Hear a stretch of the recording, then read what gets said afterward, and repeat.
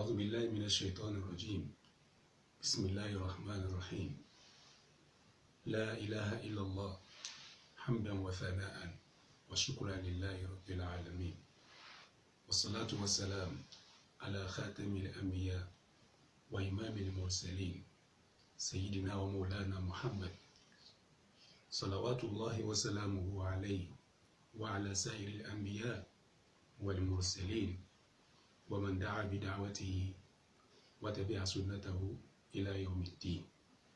أما بعد، السلام عليكم ورحمة الله تعالى وبركاته.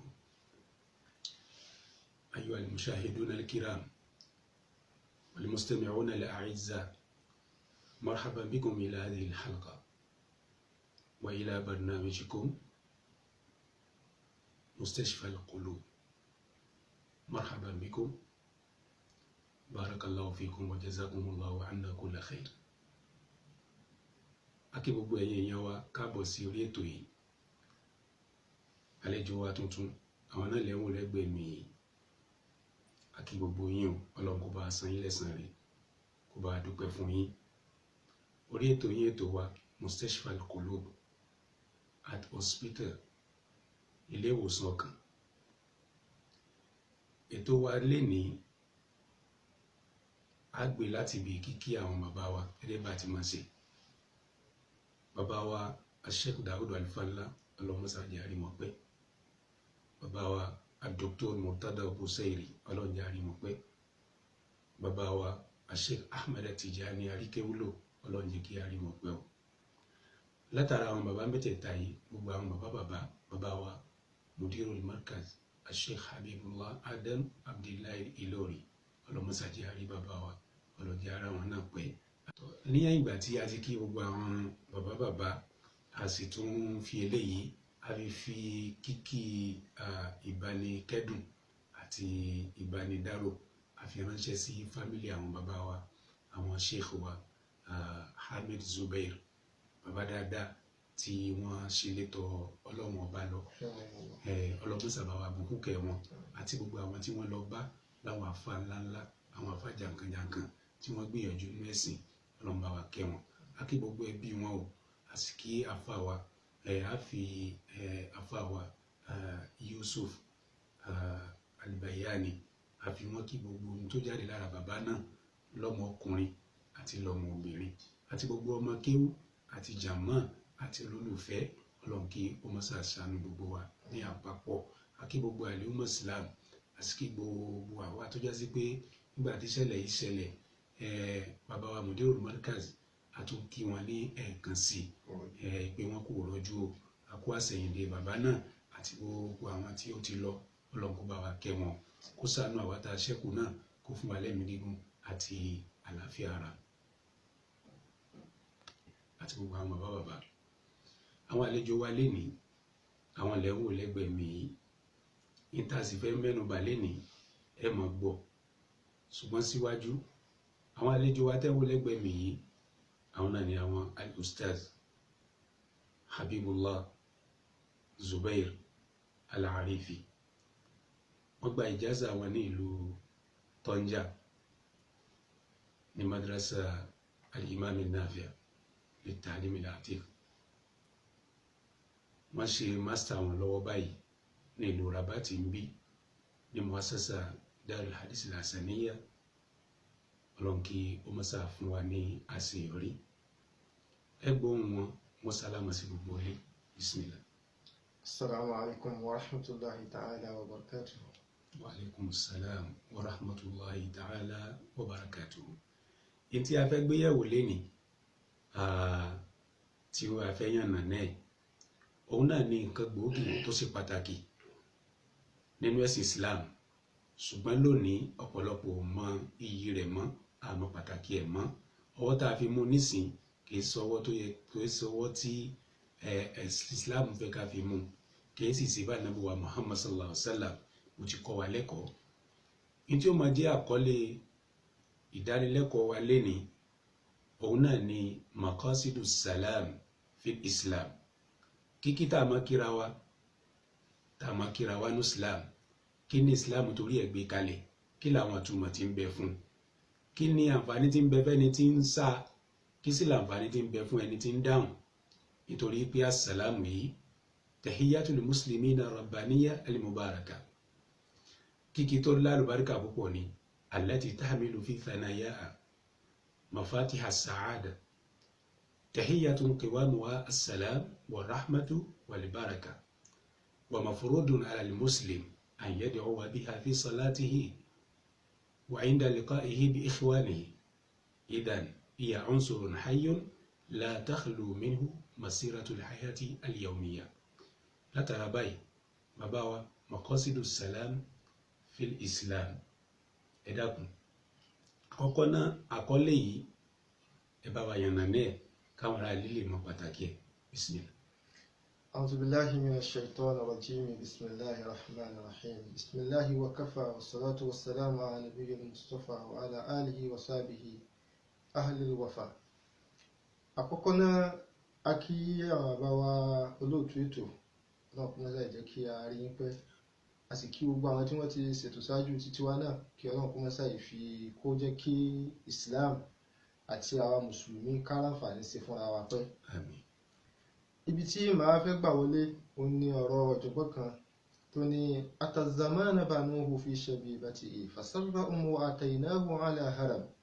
àṣìjọ́dọ̀ àgbọ́nà àtàhíyà òun náà ni ara al-amsa qad fatani radduhu walastu ala thiqatin min ghadin. tá bá wo ìgbésí ayé àwọn companion Ànábì sallallahu alaihi wasallam a rí pé wọ́n gbọ́ kínní yìí, ó jẹ́ kí ìrẹ́pọ̀ kó wà láàrin wọn, ó jẹ́ kí ìgbà wọn kó dùn kó ní gbọ́ngbọ́n nú. àwa rí wípé ní ó ti fẹ́ dàbá mi lénìí. ibi táwa gbà wọlé náà ni pé kí ni táwa sọ pé ní maqasid nínú Islam, kí ni wọ́n gbà lérò pẹ̀lú ẹ̀. wọ́n mú oúnjẹ plural form fún maqsid tí ìtumọ̀ rẹ̀ ń jẹ́ al-ghaya aw ma qusida min ash-shay. tí wọ́n bá gbé nǹkan kalẹ̀ tí wọ́n gbà purpose tí wọ́n torí ẹ̀ gbé kalẹ̀ tí wọ́n fẹ́ ká ṣe ń bẹ̀rẹ̀ gan náà ń pè ní maqasid. àmọ́ tá a bá wo ọ̀dọ̀ àwọn àfáà, torí àwa tí a jọ jẹ́ àwọn tá a jọ jẹ́ akẹgbẹ́ mi nínú ẹ̀kọ́, ní jẹ́ kí n dúró níbi àlàyé méjì tí àwọn àfáà ṣe lórí ẹ̀. tá bá lọ wo maqasidu sharia al-islamiyya àti Muhammad Tahir ibn Ashur, gbà tó ń fẹ́ ṣàlàyé ẹ̀, ó sọ wípé ní òun ni al-wuqufu ala al-ma'ani wal-hikami al-malhusati lish-shar'i fi jami'i ahwali at-tashri'i aw mu'dhamiha. so òun ni àwọn ìtumọ̀ àtàwọn òye tó já sí pé ní òun ni a máa sọ tá bá ti rí pé Ọlọ́run sọ̀rọ̀ kan àbá Ànábì sọ̀rọ̀ kan, àwọn òye yìí ni a fẹ́ wò níbẹ̀ tí ó jẹ́ ká gbọ́ àwọn òfin tí Ọlọ́run ń sọ fún wa ń bẹ̀, ní jẹ́ ká gbọ́ yé. so tá bá wo ìbáyìí a rí pé yóò kó àwọn ìròyìn tí ṣẹ̀ríà ìsìláàmù tó ní yóò kó sínú ibẹ̀ ló ti já sí pé ní tàrífù yẹn ó ní ṣe pẹ̀lú al-maqasidul amma. tabadọ́dọ̀ afá Alalul Fasi ìgbà tó ń fẹ́ sọ̀rọ̀ rẹ̀, ó sọ wípé ní al-ghayatu minha wal asraru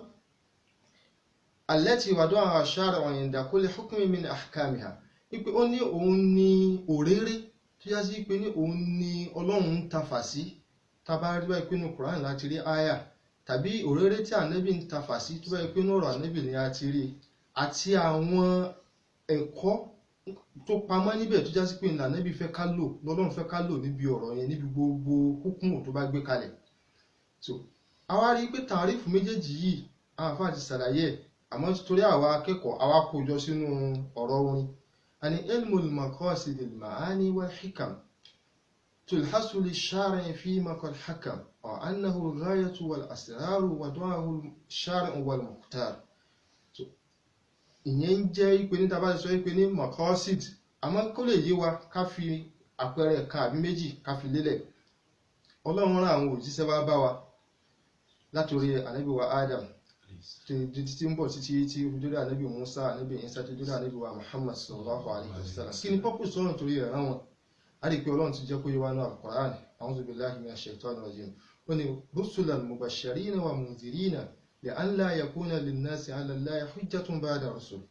ó ní òun rán àwọn òjíṣẹ́ kí wọ́n máa fún wa ní ìró dáadáa, kí wọ́n máa fún wa ní ìró pé báyìí ni ká ti ṣe, ẹni tó bá ṣe báyìí yóò wà l'Áljannà. ká sì máa kìlọ̀ wa pé àwọn tí ò dáa ká jìnnà sí, ẹni tó bá ń ṣe bí báyìí iná ni ọ̀rọ̀ rẹ̀ ó padà sí. torí kí ni? torí kí ọmọ nìyẹn má bàa rí àwíjàre lórí Ọlọ́run. níjọ́ tí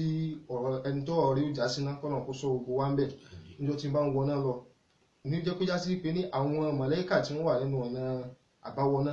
wọ́n máa bi wọ́n sa'alahum khasanatuha alam ya'tikum nadhir bí ní bọ́ọ̀lù ọ̀rọ̀ tí ń ṣe wá já síná yìí sí àwọn olùkìlọ̀ sí ò wá bá yín ni sáwọn àwọn prophets sí wọn ò sọ fún yín ni àmọ́ àwọn náà kí ni wọ́n fèsì fún ni qalu bala qad ja'ana an-nadhiru fakadhabna pé ní olùkìlọ̀ wá bá wa àmọ́ àwa la pè wọ́n nírọ́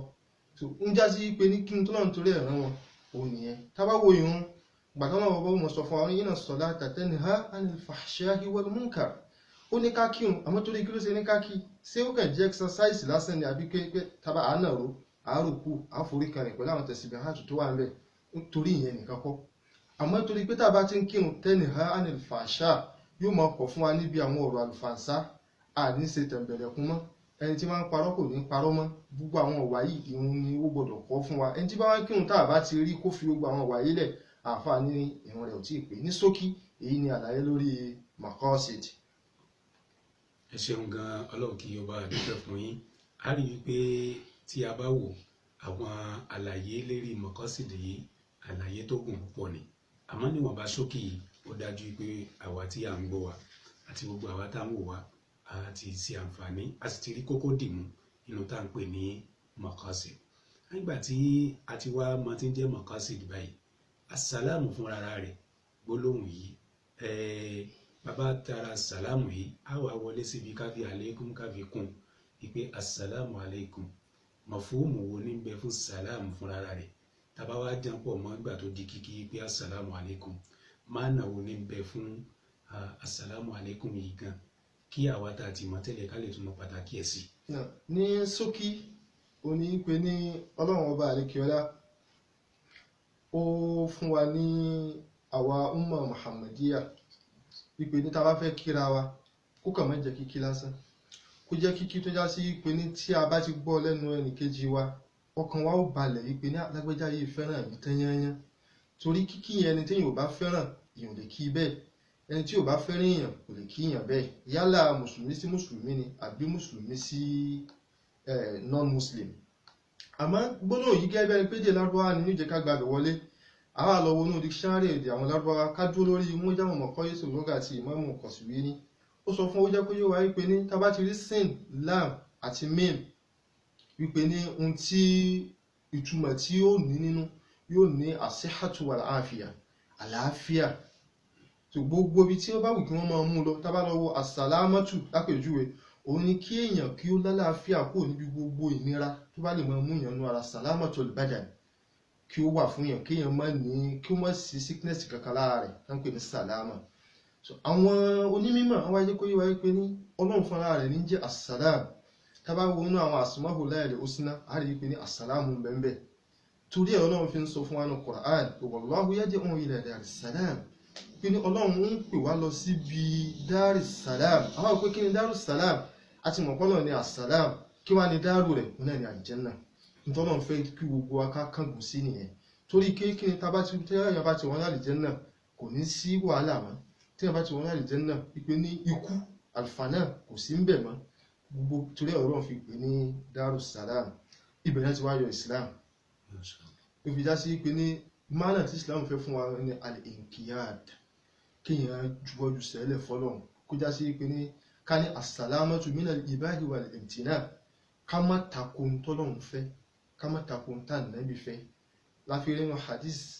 ànábì wa Muhammad sallallahu alayhi wa sallam sí Bukhari àti Muslim gbà wá ó sọ pé kullukum yadkhuluna al-jannata illa man aba ànábì ní gbogbo yín pátá lẹ wà al-janna ẹ wọ paradise illa man aba àfẹni tó bá kọ̀ tó náà wọ̀ lóko wọ́n mọ̀ ní yáàfà ya Rasulullah ṣe ta ni ó rí ìkẹ́lẹ̀ tí olóhùn ní wọ́bẹ̀ ànábì wa ni man ata'ani dakhala al-janna ẹni tó bá ti tẹ̀lé ní tọ́lọ̀ ń fi rán mi tí mo mú wá dakhala al-jannata yóò wọnú al-janna wa man asani faqad aba àmẹ́ni tó bá ti ṣe tó yàtọ̀ sí tí mo mú wá yìí ó ti takò nìyẹn gbogbo ẹni bẹ́ẹ̀ ni wọ al-janna àmọ́ ní àkójọ papọ̀ kíkí yìí a rí pé ní ká tó lọ síbi ìtumọ̀ rẹ̀ lójijì ká kọ́kọ́ wo pé ṣé ńgbà lọ́lọ́run ló fún wa báwo ni ká gba bí ọ̀rọ̀ ànábì wọlé sallallahu alayhi wa sallam táàrí inú àwọn kútùbù síhà pẹ̀lú rìwáyà tí ó wá lóríṣiríṣi pé ànábì sọ pé ní Ọlọ́run bá dá ànábì Adam ala suratihi ìgbà tó wá sí dábẹ́ tán summa qala lahu izhab ila ulaika nafar fasallim alayhim ipò nafar minal malaika ànábì Ọlọ́run wá tọ́ka sí pé lọ bá àwọn màláíkà yẹn tó bá ti dọ́dọ̀ wọn kó sálámà sí wọn wastami ma yuhayyunaka bihi àmọ́ tó bá ti sálámà sí wọn tán wá tẹ́tí dáadáa gbọ́ báwo ni wọ́n ṣe kí ọ báwo ni wọ́n ṣe dá ọ lóhùn fa innaha tahiyyatuka wa tahiyyatu zurriyyatik ní gbọ́n bá ti kí ọ yẹn òun ni kíkí rẹ wọ́n sì ní táwọn àrọ́mọdọ́mọ rí wọn fi kíra wọn faqal assalamu alaikum ìgbàtà Ànábì Ádámù dọ́dọ̀ wọn ó ní àlàáfíà Ọlọ́run gẹ́gẹ́ bọ́lọ́run ṣe ní kó kí wọn bẹ́ẹ̀ pé àlàáfíà Ọlọ́run kó wọn báyìí wa qala sílẹ̀ àmàlẹ́kà dáadọ́n padà pé wassalamu alayka wa rahmatullah àlàáfíà Ọlọ́run kó wọn báwo náà àmọ́ wọn ò dúró mbẹ̀ wọ́n fi ziyada kún ó lékún wọ́n ní wa rahmatullah àti kí Ọlọ́run tí kí ni tá a fẹ́ mú mbẹ̀ òun tí Ọlọ́run bá ti wá sọ fún wa ní Suratul Nisa kí wa iza hayyuka إذا حييتم بتحية فحيوا بأحسن منها أو ردوها إذا حييتم بتحية tí wọ́n bá kí yín ní kíkí kan tẹ̀híyà bẹ̀yàn àfáà ọ̀pọ̀lọpọ̀ àwọn àfáà wọ́n ní assalamu ní ká mọ́ wọnú àwọn ọ̀rọ̀ lóríṣiríṣi torí sókí gẹ́gẹ́ bí àsìkò wọ́n ní assalamu alaikum táwọn kíra wáyé tán bá ti kí ọ bẹ́ẹ̀ faruddu ẹ̀yin náà dá wọn lóhùn bi ahsana minha pẹ̀lú tó lọ́lá ju bí wọ́n ti kí yín yẹn lọ tí yẹn bá sọ pé ní assalamu alaikum tí wọ́n bá fẹ́ dá lóhùn mọ́ jù lórí assalamu alaikum yẹn nìkan bí ahsana minha wọ́n tún sọ wípé ní wa rahmatullah assalamu alaikum wa rahmatullah ẹni tó kí ọ bẹ́ẹ̀ inú rẹ̀ náà dùn pé bí mo ti fẹ́ràn lágbẹ́já òun náà tún fẹ́ràn mi jù bẹ́ẹ̀ lọ kò ní jẹ́ kí fìtínà ó ṣẹlẹ̀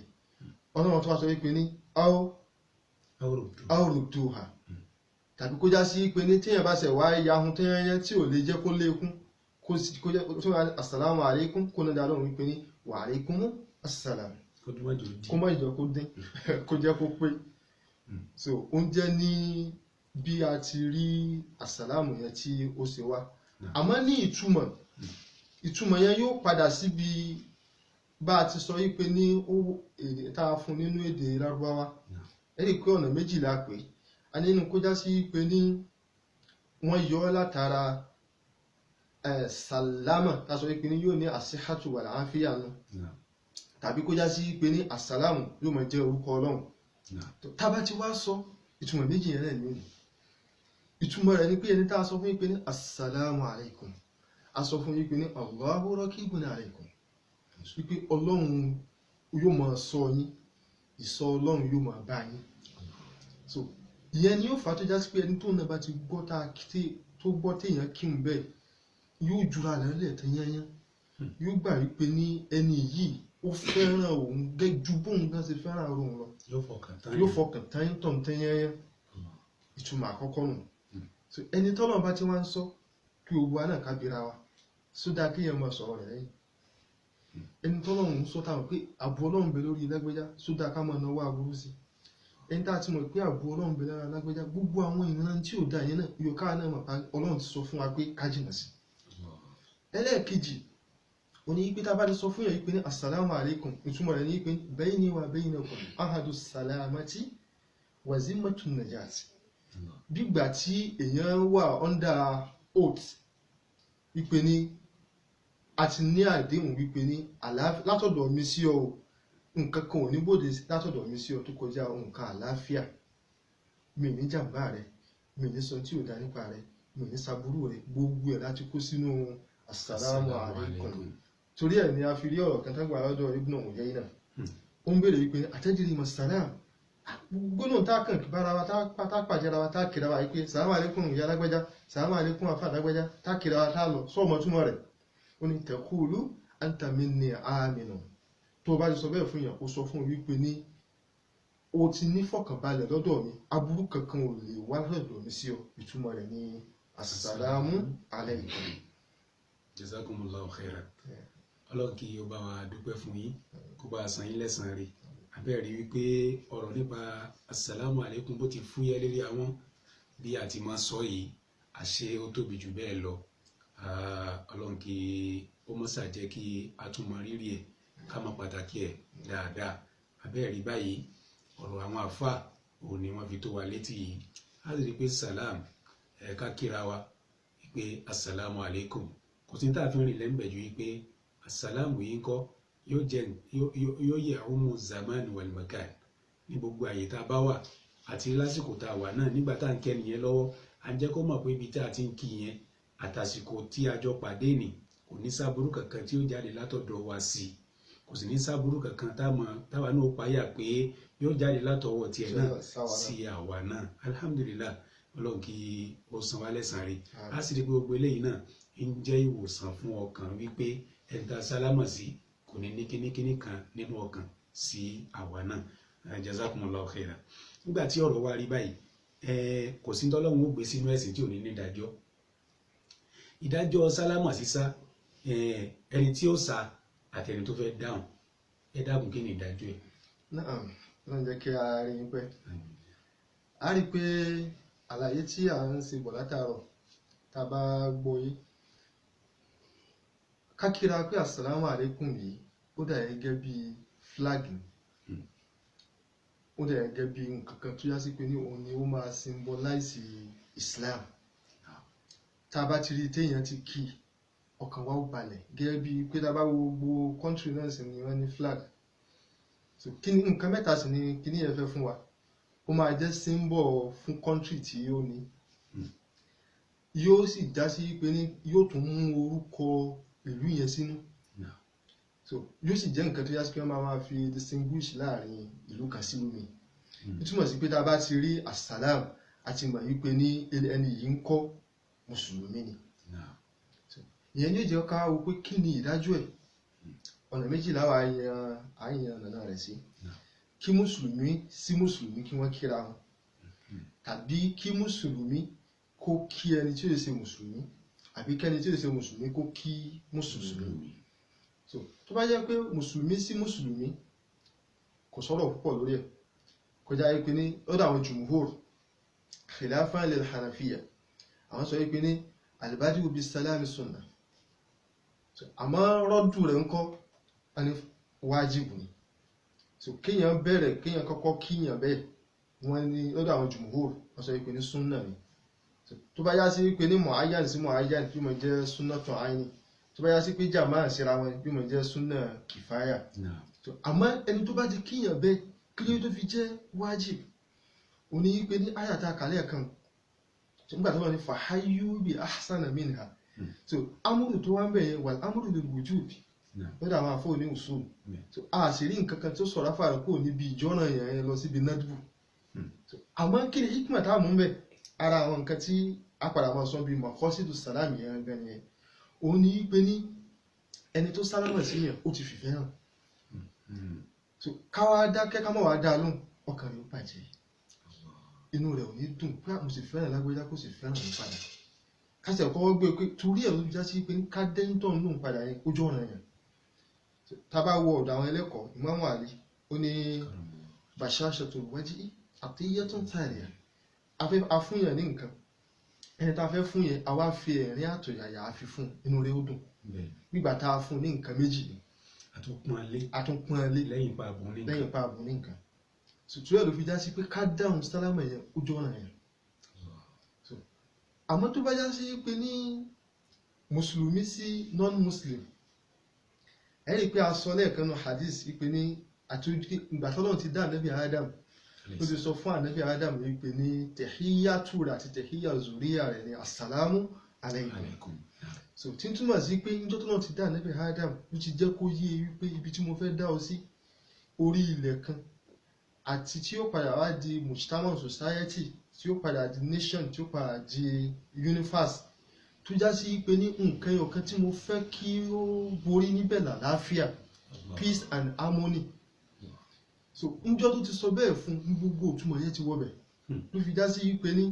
kò sí aburú níbi pé ní ká kí non-muslim bẹ́ẹ̀ tàbí kí òun náà kí wa bẹ́ẹ̀. So níbi kóun kí wa àfọ́ sọ̀rọ̀ lórí ẹ̀, torí pé ní ó ti kí wa, ká dá lóhùn ti jọ́rọ̀ ẹ̀ pẹ̀lú àyà àkọ́kọ́ Naam. àmọ́ níbi káwa kọ́kọ́ kí ibẹ̀ làwọn àfà wọ́n pín sí mẹ́ta ńbẹ̀ Naam. nítorí àwọn ẹ̀rí tí ó wá látọ̀dọ̀ ànábì Muhammad sallallahu alaihi wasallam bá a sì ṣe mọ̀ pé tá a bá rí àdísì kan a máa gbọ́ ìṣúra wa Naam. so àwọn kan sọ wípé ní kí a kọ́kọ́ kí non-muslim wọ́n sọ wípé ní kò dáa so àmọ́ a padà sọ lórí kí ló yẹ tí wọ́n fi sọ bẹ́ẹ̀ so àwọn kan sọ wípé ní ká kọ́kọ́ kí non-muslim kí ló dé ó dá àmọ́ nàka jẹ́bẹ́ èèyàn ni torí pé ní nǹkan méjì ìjọmọ ènìyàn síra wa ọ̀nà méjì la fi kanra wa so imma akhun laka fil islam nínú kó jọmọ ìyá rẹ nínú ẹ̀sìn islam aw nazirun laka fil khalq tàbí kó já sí pé ní humanity insaniya ó jọ kó yín papọ̀ so wọn àwọn kan sọ bẹ́ẹ̀ àwọn kan wá sọ pé ní tíjọ gbọ́dọ̀ bá gbé wa lọ síbẹ̀ la tó lè kọ́kọ́ kí bíi kọ̀rábà àbí hájà tó wà mọ́sà ẹni tá a jọ jẹ́ fámílì nísìn ó wá ìpè wọn ò wá jẹ́ mùsùlùmí ṣe á sọ̀rọ̀ pé nígbà tí ó jẹ́ mùsùlùmí àwọn aṣọra àdọ̀tá àníbára wa àní kíra wa so à kíra wa so wọ́n wá bí Ibn Uyayna tábà lọ́wọ́ tafsiru Qurtubi ìgbà tí ó ń sọ̀rọ̀ tí ń ṣe tafsiru àyà tó wà nù suratu Maryam tọ́lọ́ sọ pé qala aragibun anta an alihatina ya Ibrahim la'in lam tantahi la'arjumannaka wa'jurni maliyan qala salamun alayk sa'astaghfiru laka rabbi innahu kana bi hafiya tábà wò bẹ́ẹ̀ Ànábì Ibrahim ó sọ fún bàbá rẹ̀ pé salamun alayk ó sálámà kíkí Islam tààtù kó tí kíkí yẹn ti wà látòjọ́ ayé Ànábì Adam so ó fi kí bàbá rẹ̀ tóun sì ṣe mùsùlùmí jọ́nà so ìgbà tó wá débẹ̀ ó wá ní wọ́n bi Ibn Uyayna wípé ṣé a lè kí ẹni tó jẹ́ kèfèrí ká kọ́kọ́ kí ó wá ní na'am a lè kọ́kọ́ kí mọ̀nàká torí pé Ọlọ́run ti sọ fún Suratul Mumtahana wípé ní la yanhakumullahu 'anil ladina la yuqatilunakum fi dinikum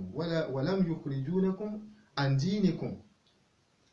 pé Ọlọ́run an tabarruhum wa tuqsitu ilayhim inna Allaha yuhibbul muqsitin so ó fi àyà yẹn ó fi sọ pé Ọlọ́run ẹni tí ò bá ti bá wa jà wípé ní Ọlọ́run ọba kò kọ̀ fún wa láti pé kí a ṣe dáadáa sí ká sì ṣe adlu ká ṣe déédéé sí níbi déédéé mo sì ní pé ẹni tí humanity jọ kó wa pọ̀ ká pàdé ká kíra wa ló fi dá sí pé ní Ibn Qayyim nínú I'lamul Muwaqqi'in ìgbà tí ó ń sọ̀rọ̀ nípa ń sọ̀rọ̀ ọbọ̀ ó wá sọ̀rọ̀ pé ash-shari'atu adlun kulluha wa rahmatun kulluha wa hikmatun kulluha wa maslahatun kulluha nǹkan mẹ́rẹ̀ẹ̀rin yìí ó ní nǹkan tí gbogbo àwọn jurist gbogbo ẹnikẹ́ni tó bá fẹ́ sọ̀rọ̀ nípa ẹ̀sìn tí a gbọ́dọ̀ bu tíwájú táwọn wò gẹ́gẹ́ bí mírọ̀ a gbọ́dọ̀ nǹkan kan tá a fẹ́ sọ kò gbọ́dọ̀ takò adlu déédéé justice rahma ìkẹ́ ká ní rahma síra wa hikma àti maslaha kí àlàáfíà àǹfààní kó kárí gbogbo wa so ó ṣàlàyé rẹ̀ bẹ́ẹ̀ ló fi dá sí pé ní ká kí wọn adlu ni torí pé ní humanity ó jọ wà láàrin wa a sì rí àwọn sálàfù wọn a máa ṣe bẹ́ẹ̀ torí àsìkò pé dúpẹ́ fún yín púpọ̀ pẹ̀lú ògo Ọlọ́run àlàyé tí ó tó ṣẹ́kù àti ọ̀pọ̀lọpọ̀ àwọn nǹkan tí a fẹ́ mẹ́nubà a máa tẹ̀síwájú ní ọ̀sẹ̀ tí ń bọ̀ wá Ànábì wa Muhammad sallallahu alaihi wasallam nínú Sahih Muslim látọ̀dọ̀ Abu Hurairah Ànábì Muhammad la tadkhulul jannata hatta tu'minu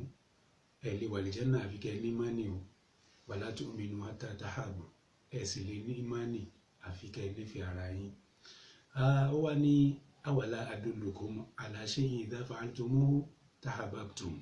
ṣé ẹ jẹ́ kí n júwe kankan fún yín tẹ́ bá ti ń ṣe ìfẹ́ ó máa jọba láàrin yín àwọn sàábé dẹ̀ ti dáadáa Ànábì wa ní afshu salama bainakum